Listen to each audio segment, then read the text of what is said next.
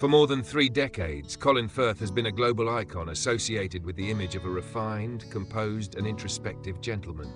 Whether portraying the proud Mr. Darcy in Pride and Prejudice or deeply emotional men on the big screen, Colin has always appeared as the embodiment of perfectly restrained emotion.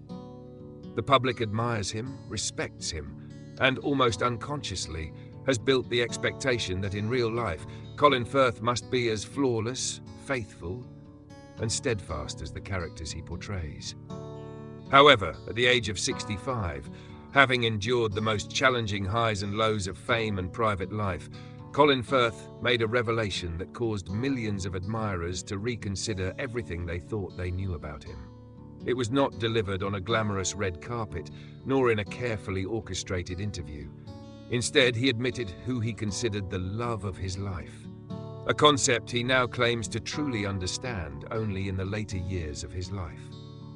That admission was not merely about one specific woman, it reflected a profound internal transformation.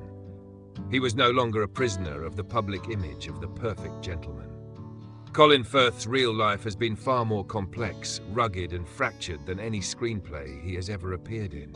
It is the story of a man who spent much of his life forcing himself to play a role for others, only to finally discover the freedom to be himself. This confession felt like the lifting of the final curtain. We believed we knew Colin Firth, yet it turns out we only knew the shadow left behind by his performances. Ultimately, the story of this man is not about glamorous romances, but about a person who spent more than half a lifetime searching for one truth: what genuine love means when you no longer have to play someone else. Colin Firth was not born into the spotlight of Hollywood.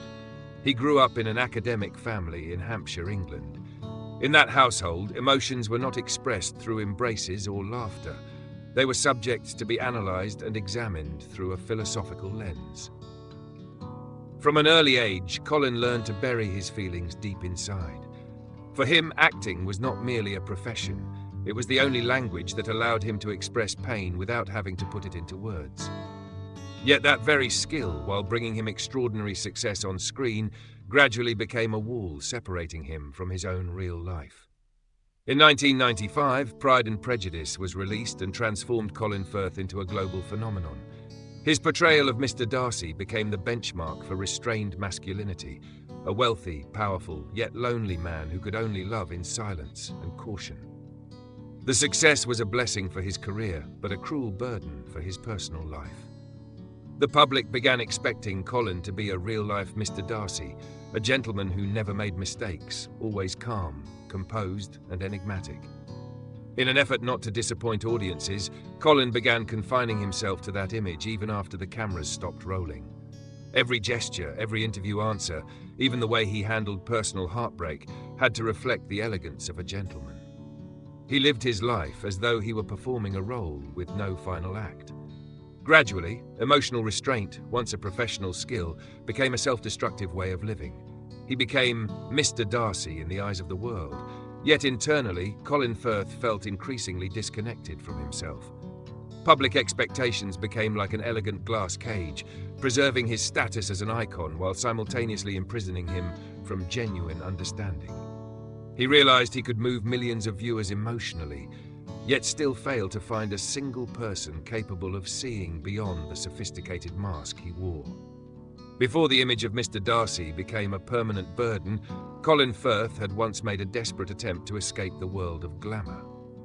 In 1989, on the set of Valmont, he met Meg Tilly. While the entertainment industry celebrated polished appearances, Colin was drawn to her authenticity and the emotional scars she carried. To him, Meg was not a star to be admired, but a soul to be understood. His decision at the time stunned the British film industry. He left London, abandoned promising opportunities, and followed Meg to a remote cabin in British Columbia, Canada. For 5 years, the elegant gentleman exchanged expensive suits for lumberjack shirts, learning to chop wood, raise children, and enjoy simple family dinners. It was a brief, yet intense period during which Colin was no longer an actor, but simply a man living through his own hands and heart. Yet that dream of a secluded life eventually faded as artistic ambitions resurfaced. Colin returned to England, his career flourished, But the distance between him and Meg continued to grow until their relationship ended in 1994. After Meg Tilly came Livia Giugioli. Their relationship began with a captivating romance rooted in Italian culture. Colin even taught himself Italian to better understand her world. Their marriage lasted 22 years and became a model of stability in the eyes of the media. Yet behind the flawless red carpet photographs lay a deeply unsettling personal sacrifice. Colin gradually adjusted every aspect of his personality, slowly blurring his own identity to align with his wife's vision and lifestyle. The peak came in 2011, when he stood holding the Academy Award for his performance as King George VI in The King's Speech, a character who must learn to reclaim his voice. While the world celebrated his masterful acting, Colin himself was quietly swallowing his own pain, living within a marriage where he was increasingly losing his sense of self. He had achieved victory on screen, yet failed to reclaim freedom within his own home. It was the tragedy of a man who spent his life pleasing others, only to discover that he had become a stranger in his own existence. His 22-year marriage to Livia Giugioli did not end merely with divorce papers, but with a collapse that shook the media world. In 2018, the public was stunned when Livia's affair with journalist Marco Brancaccia became public knowledge. More painful still, in an effort to protect the family's image, Colin found himself caught in a humiliating situation when Livia accused Brancaccia of harassment.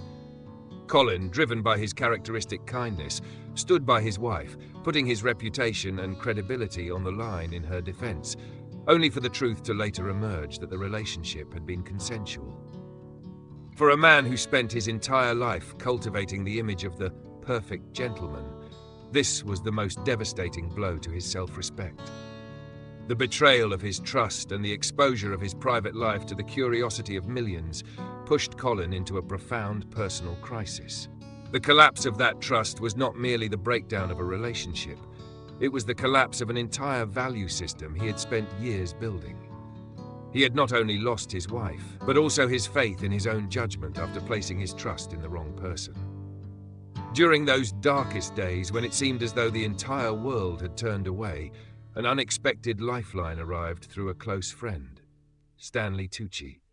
It was not a romantic relationship, but rather the understanding shared between two men that helped Colin endure the isolation and heartbreak. Tucci did not expect Colin to perform. He did not require him to be Mr. Darcy. In the presence of this friend, Colin was allowed to be a man falling apart, a man in pain, and most importantly, a real human being. The film Supernova 2020 served as the final catalyst in his healing process. Playing a man confronting his partner's memory loss, Colin drew upon the character's grief to process the losses in his own life. He no longer needed to act, he simply needed to exist within the truth of the story. It was the moment he realized that the beauty of art lies not in technical perfection, but in the honesty of human wounds. After the storm, Colin Firth was no longer the flawless gentleman the world had admired. He was a man who had experienced failure, heartbreak, and vulnerability, and that was when his true recovery began. After the turmoil of personal loss and years spent living beneath the weight of public expectations, Colin Firth met Maggie Cohn on the set of The Staircase in 2022. Maggie was not an actress or a fashion icon. She was a sharp-minded writer and producer whose intelligence commanded respect. More importantly, she was the first person in decades who did not see Mr. Darcy when she looked at Colin. To Maggie, Colin was not an icon that needed protecting or a gentleman who had to maintain appearances. She saw through the carefully crafted armor he had built around himself over the years. With Maggie, Colin was free to be a man with imperfections, a man with difficult days, and a man whose deepest thoughts did not always need to be spoken aloud. Their connection was not forged through the glamour of red carpets, but through the meeting of two intellectually curious and emotionally perceptive minds. For the first time, people began to see Colin Firth walking through the streets of London with an entirely different presence. Gone were the measured steps of a man performing for the world. In their place were the relaxed, unguarded movements of someone genuinely enjoying life. He no longer felt compelled to embody an ideal of masculinity or lifelong fidelity. Beside Maggie, he did not have to be a role model. He simply had to be himself. This was the freedom Colin had longed for since his youth, from his early years to the period he spent in Canada. Maggie Cohn became more than a romantic partner. She became a mirror through which he could finally see his authentic self. More importantly, she helped him understand that he, despite his imperfections and despite the heartbreaks he had endured, was still worthy of love exactly as he was. At 65, Colin Firth is no longer the flawless Mr. Darcy once adored by the world.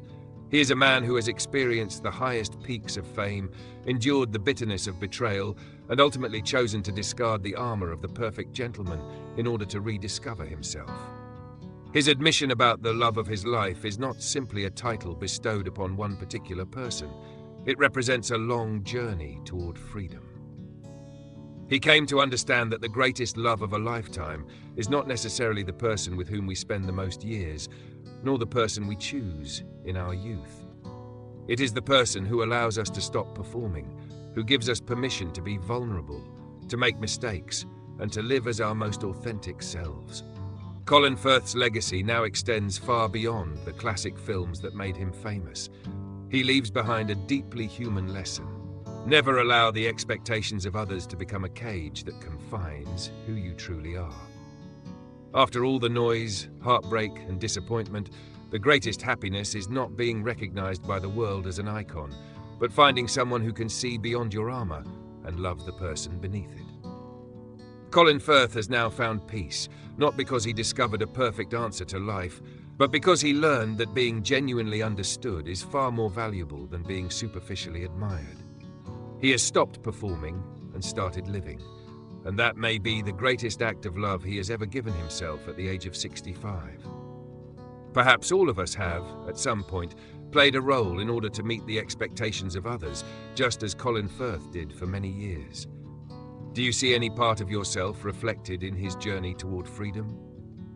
Share your thoughts in the comments below, and don't forget to subscribe and turn on notifications as we continue exploring the untold stories behind some of the world's most iconic figures. Thank you for listening all the way to the end.